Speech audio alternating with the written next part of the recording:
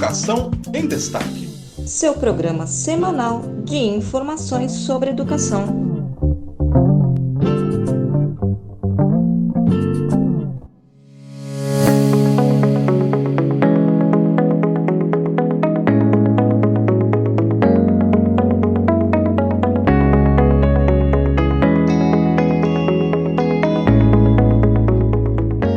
Anuncio aos nossos professores e professoras que assinei portaria que estabelece o novo piso do magistério 2023, R$ 4.420,55. O piso de 2022 era de R$ 3.845,63. A valorização dos nossos profissionais da educação é fator determinante para o crescimento do nosso país. Esse é um Twitter do ministro da Educação, Camilo Santana. A Confederação Nacional de Municípios, CNM, reitera que não há base legal para o reajuste do piso nacional do magistério de 14,95% em 2023. A medida, homologada na Portaria 17 de 2023, publicada no Diário Oficial da União nesta terça-feira, dia 17 de janeiro, trará impacto anual de 19,4 bilhões de reais apenas aos cofres municipais. A CNM vem se posicionando sobre a inconstitucionalidade do reajuste desde janeiro de 2022, quando o Ministério da Educação anunciou o reajuste de 33,24% para o referido ano, apesar de haver parecer contrário da Advocacia Geral da União, a AGU. Esse é um trecho de nota da CNM sobre o reajuste do piso do magistério. Olá, eu sou o Francisco Domingos e este é o podcast Educação em Destaque, o seu programa semanal de informações sobre educação direto de Brasília. E no programa de hoje nós vamos tratar sobre esse anúncio feito pelo ministro da Educação, aí relativo ao reajuste do piso do magistério. A Confederação Nacional dos Trabalhadores em Educação e a Confederação Nacional dos Municípios, elas apresentam posições diferentes sobre o pagamento do piso do magistério. O presidente Lula recebeu reitores de universidades federais no Palácio do Planalto na última quinta-feira. Abertura para o diálogo e autonomia na indicação de reitores foram assuntos discutidos no encontro, além de uma homenagem do presidente Lula ao ex-reitor da Universidade Federal de Santa Catarina, o Cancelier. Então fica por aqui porque está começando Educação em Destaque.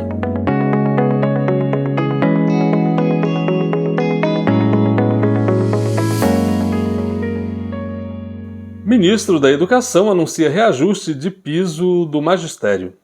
Isso foi na segunda-feira, dia 16. O ministro da Educação, Camilo Santana, anunciou ali a assinatura de portaria que estabelece o novo piso para os profissionais do magistério em 2023. O reajuste será de 14,9%. Aí isso eleva o salário dos profissionais da educação básica, sobretudo, eleva o salário para R$ 4.420. Esse é o piso, né? O piso nacional do magistério representa o salário inicial das carreiras do magistério público da educação básica para a formação em nível médio.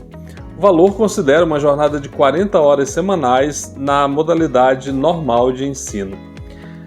Embora a valorização da educação e dos seus profissionais sejam bandeiras de campanha de praticamente todos os candidatos em todas as eleições, sobretudo nas eleições municipais, que a gente lembra que estão aí prestes a acontecer, né, já no ano que vem, quem se manifestou contra o reajuste foi a Confederação Nacional dos Municípios, que congrega prefeitos aí de todo o país.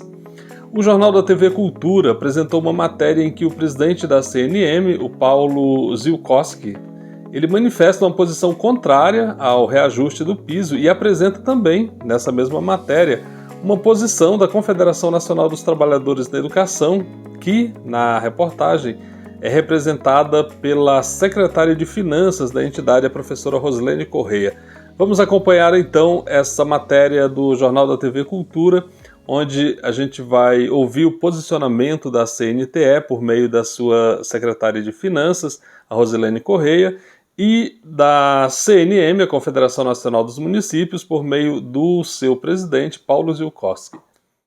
O reajuste do piso salarial aos professores da educação básica está provocando polêmica. A Confederação Nacional dos Municípios diz que o aumento não tem base legal. A atualização do valor do piso salarial, o mínimo pago a professores da educação básica, terá um aumento de quase 15%. Passa de R$ 3.845 para R$ 4.420.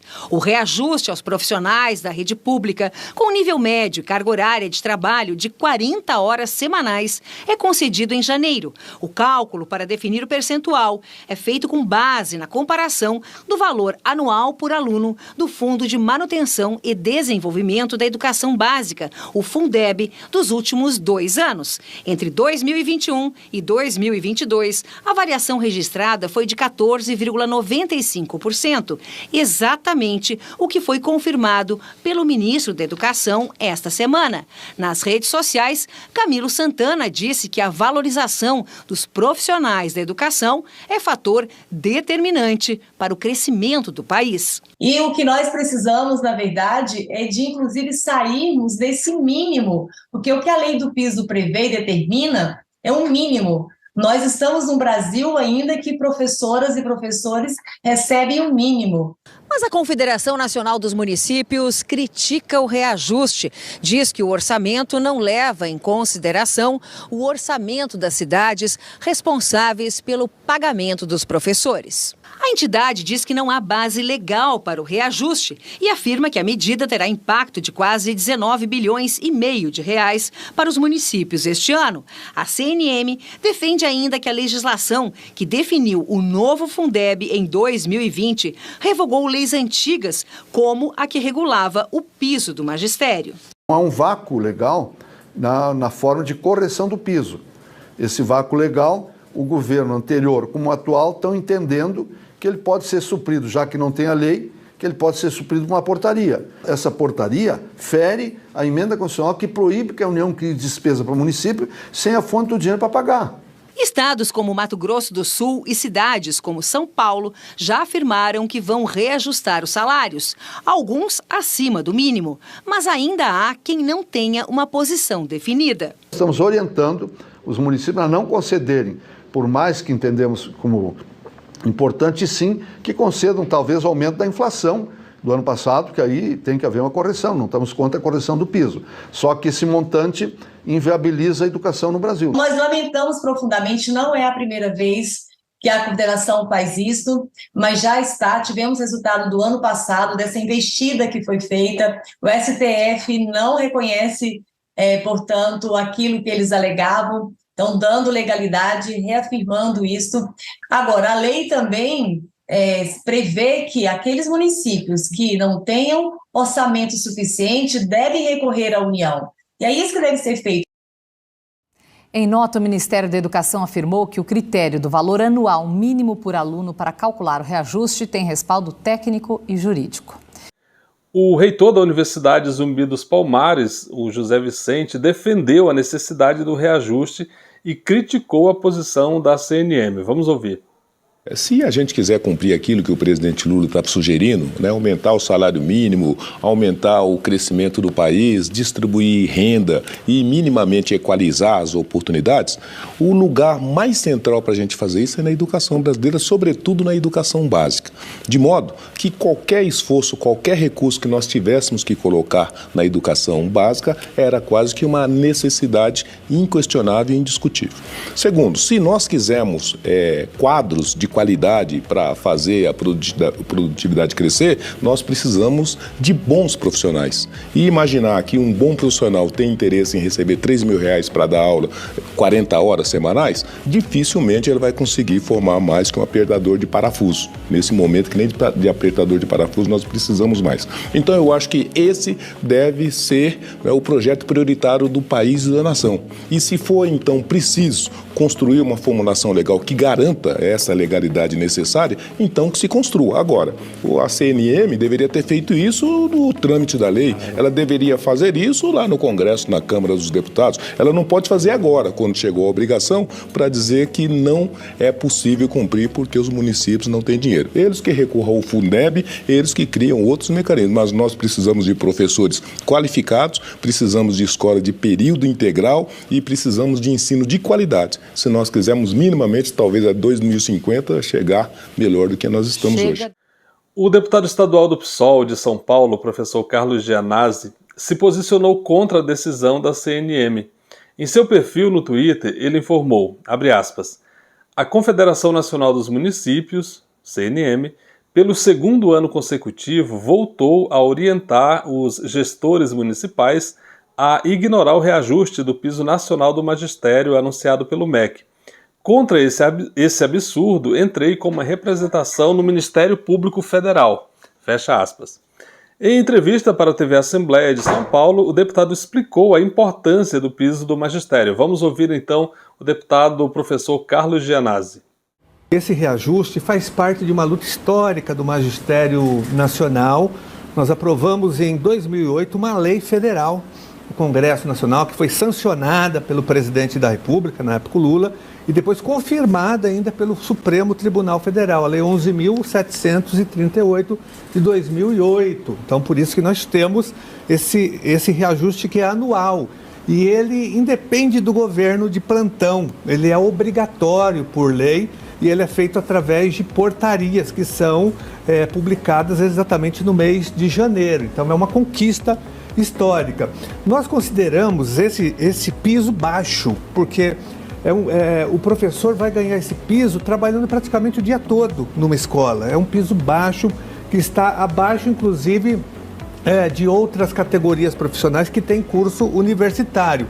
Mas, diante da gravidade da situação do Brasil, é até um avanço ter esse tipo de reajuste. Agora, nós queremos que ele seja pago por todos os municípios, por todos os estados, e que ele tenha uma repercussão em toda a carreira, né? E que ele seja pago também para as educadoras de educação infantil que ficam de fora. Nós temos milhares e milhares de educadoras de educação infantil que infelizmente não foram ainda enquadradas na carreira do magistério, que deveriam estar recebendo também o piso nacional salarial. Então ele tem que ser estendido e ampliado para todos os setores da educação, sobretudo as nossas professoras de educação infantil. Agora nós temos um problema, é que embora haja esse piso, muitos municípios no Brasil não pagam e muitos estados também. O estado de São Paulo, o estado mais rico da federação, que vai ter um orçamento agora de praticamente quase 50 bilhões de reais, não paga o piso da forma como ele tem que ser pago. Ele paga através de um truque, de um artifício, que é através de abono complementar. Isso é proibido por lei, pela lei federal. E muitos municípios no estado de São Paulo não pagam. Tanto é que eu criei aqui na Assembleia Legislativa um observatório para acompanhar o pagamento do piso nacional salarial nos 645 municípios e no estado de São Paulo. E anualmente eu tenho acionado o Tribunal de Contas do Estado de São Paulo e o Ministério Público contra as prefeituras que não estão pagando, né? Agora, no ano de 2023, nós vamos ampliar esse trabalho do nosso observatório com o mandato da deputada federal, que é professora aqui de São Paulo, Luciane Cavalcante. Ela vai acionar o Tribunal de Contas da União e eu vou acionar o Tribunal de Contas do Estado de São Paulo para que todos os prefeitos paguem o piso. Aí, o prefeito pode falar, eu não tenho dinheiro, meu município é pobre, não tenho recursos, então ele tem que pedir para o MEC. O MEC é obrigado pela lei a complementar. Quando o prefeito não tem condições, ele solicita por ofício o pagamento, a verba suplementar, para que a prefeitura pague o piso para todos os profissionais da educação, para todo o magistério. Esse foi então o professor Carlos Gianazzi, que é deputado estadual do PSOL de São Paulo. Em pesquisa realizada pela CNM em 2022, com 4.016 municípios, cerca de 3.000 municípios pesquisados deram reajuste ao magistério público, sendo que 1.721 concederam percentuais diferentes do anunciado pelo governo federal. De todos os municípios consultados, somente 31,1% deram o reajuste de 33 0,24%, que foi definido naquela portaria do Ministério da Educação ali no início do ano passado. Então esse é o quadro aí em relação ao pagamento do piso do magistério.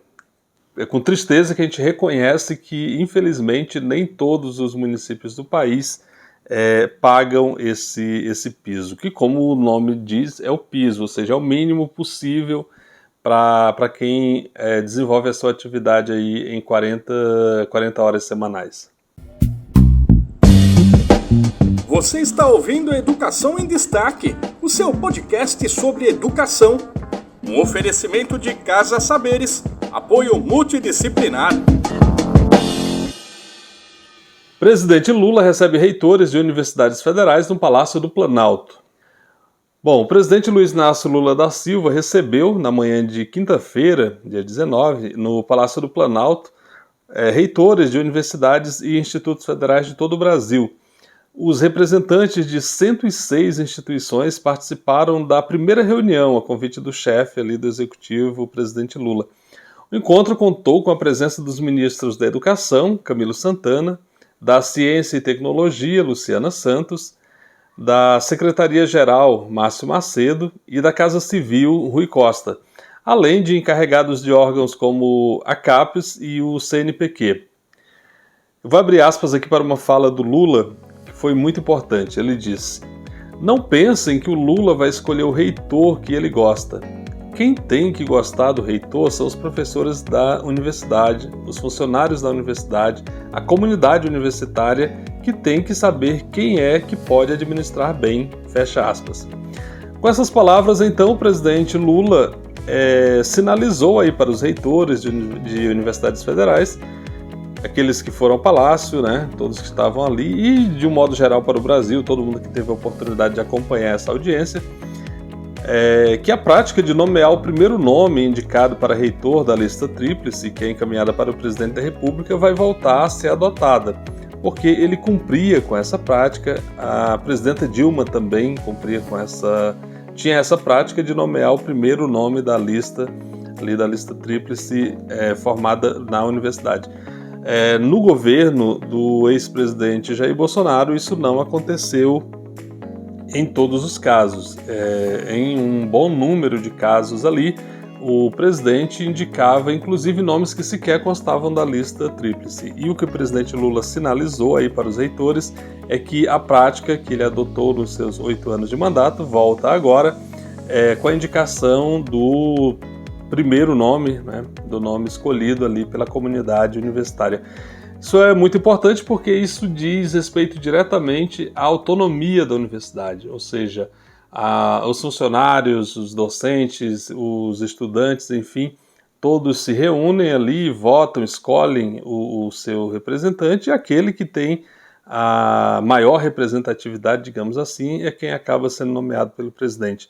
É isso que o presidente Lula sinalizou nessa conversa. Você está ouvindo Educação em Destaque, o seu podcast sobre educação. Um oferecimento do Sindicato Nacional dos Técnicos de Nível Superior das IFES, o Atens Sindicato Nacional. O presidente também homenageou o ex-reitor da Universidade Federal de Santa Catarina, Luiz Carlos Cancellier. Vamos ouvir então esse momento aí da homenagem do presidente Lula ao ex-reitor da Universidade Catarinense. 5 anos e 4 meses de uma aberração que aconteceu nesse país, que foi a morte do reitor Luiz Carlos Cancellier. Faz 5 anos e 4 meses que esse homem se matou pela pressão de uma polícia ignorante, de um promotor ignorante, de pessoas insensatas, que condenaram as pessoas antes de investigar e antes de julgar, e a gente não pôde nem fazer um ato em homenagem a ele, porque nesse país deixou de existir reunião de reitores há muitos e muito tempos. Então eu quero aproveitar esse momento, com 5 anos e 4 meses de atraso, e dizer para você, meu caro Luiz Carlos Cancellier, que você pode ter morrido a sua carne, mas as suas ideias continuará no meio de nós a cada momento que a gente pensar em educação, a cada momento que a gente pensar na formação profissional e intelectual do povo brasileiro. Esteja onde você estiver, pode ficar certo que aqui tem muita gente disposta a dar sequência ao trabalho que você fazia e às ideias que você acreditava. Você morreu, mas as suas ideias continuam vivas e nós haveremos de recuperá-las e trabalhar para que a gente nunca mais permita que aconteça o que aconteceu com aquele reitor em Santa Catarina. Bom, se você não lembra, esse caso Cancellier foi o seguinte: em setembro de 2017, portanto aí, por isso que o presidente falou em 5 anos, Cancellier e 6 professores da Universidade Federal de Santa Catarina foram alvo de uma operação da Polícia Federal que apurava supostas irregularidades na concessão de bolsas de ensino à distância. Ele não era o suspeito de desvio de recursos, mas de tentar intervir em uma apuração interna ali da universidade. Ele foi preso provisoriamente por um dia, ele ficou impedido de entrar na Universidade Federal de Santa Catarina. Menos de um mês depois, o ex-reitor pulou do 6º andar de um shopping lá na capital catarinense com um bilhete que dizia, abre aspas, a minha morte foi declarada quando fui banido da universidade, fecha aspas. 5 anos após desencadear a chamada Operação Ouvidos Moucos, a Polícia Federal encerrou o inquérito contra o ex-reitor por falta de provas.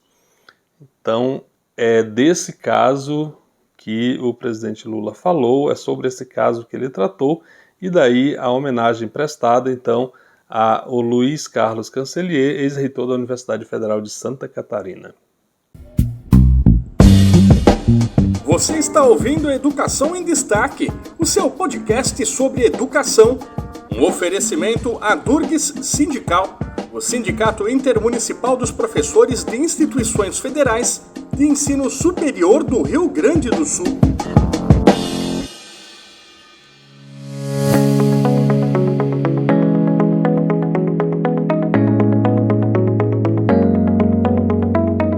Então é isso, nós estamos chegando ao final do nosso programa. Muito obrigado pela sua audiência. Como você sabe, o podcast Educação em Destaque é uma produção de Destaque 61, assessoria e consultoria. Esse programa é feito com muita dedicação para você que valoriza conteúdo de qualidade, mas ele não seria possível sem o apoio dos nossos parceiros. Falo do Sindicato Nacional dos Técnicos de Nível Superior das IFES, o ATENS Sindicato Nacional. Falo também da Durgues Sindical, que é o Sindicato Intermunicipal dos Professores de Instituições Federais de Ensino Superior do Rio Grande do Sul. Falo ainda do Sindicato dos Docentes das Instituições Federais de Ensino Superior dos municípios de Ananindeua, Abaetetuba, Belém, Bragança e Cametá, o Sindiprofes Pará. E da Casa Saberes, Apoio Multidisciplinar. Você também pode apoiar o nosso podcast, procure por Educação em Destaque no Facebook, no YouTube. No YouTube você pode inclusive se inscrever no nosso canal, aliás, e acionar o sininho para ser informado sempre que a gente subir um conteúdo novo por aqui. No Instagram, o nosso perfil é o Educacão, portanto, educação, sem cedilha e sem tio, educacão.destaque. Lá a gente está sempre postando, quase todos os dias tem conteúdo novo aí para você. E você pode, inclusive, compartilhar o link aqui do nosso programa nas suas redes sociais, nos seus grupos de WhatsApp, nos grupos de Telegram, e assim a gente vai poder fazer com que esse conteúdo vá cada vez mais longe. O conteúdo vai longe, mas eu fico por aqui. Então, ótima semana aí para todo mundo. Na próxima semana a gente se encontra. Um grande abraço, até lá. Tchau, tchau.